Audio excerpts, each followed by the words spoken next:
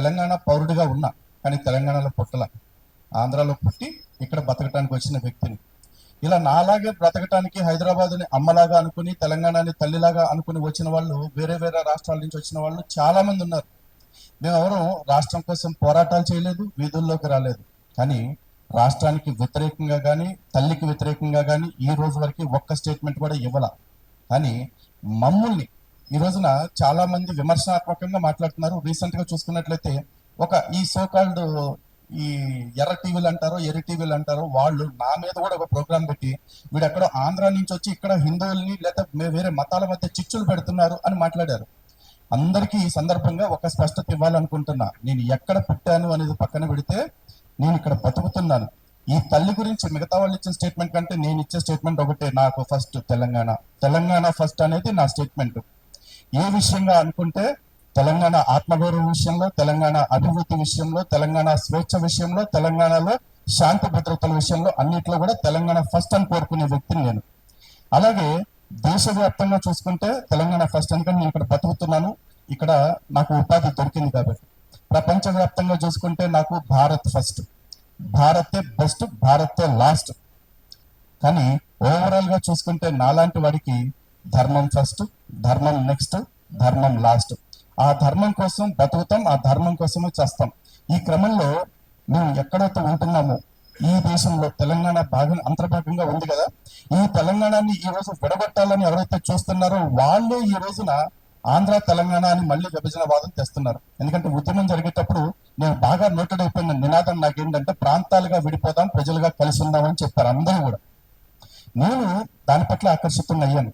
సరే విడిపోతే ఎక్కడికి, పవన్ కళ్యాణ్ గారు ఇంటర్వ్యూ చూసా, విడిపోతే భారతదేశం నుంచి విడిపోతుంది తెలంగాణ కాదుగా, ఇంకో రాష్ట్రం ఏర్పడుతుంది. తెలుగు వాళ్ళకి 2 రాష్ట్రాలు ఉంటాయి, ఒకటల్లా అంతే అనుకుని సరిపెట్టుకున్న వాళ్ళలో నేను ఒకటి. కానీ ఈ రోజు విడిపోయి ప్రశాంతంగా ఉంటున్న వాళ్ళని మళ్ళీ ప్రజలుగా కూడా విడదీయాలని కొంతమంది బయటకు వచ్చి మాట్లాడుతున్నారు.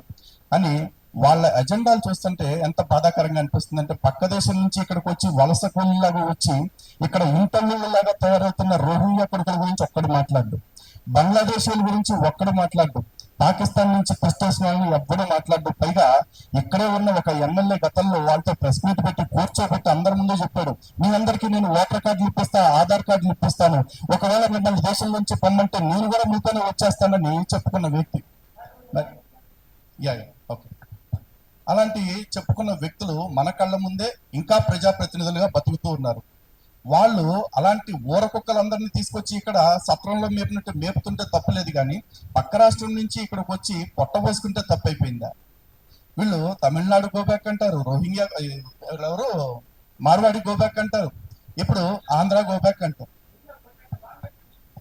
సారీ, రోహింగ్యా కాదు, రోహింగ్యా గోబ్యాక్ అంటారు, మార్వాడి గోబ్యాక్ అంటారు. రోహింగ్యాలకేమో వెల్కమ్ నినాదాలు. ఎందుకంటే మరి వాళ్ళది ఏం రుచిగా ఉందో మనకు తెలియదు వాళ్ళకి.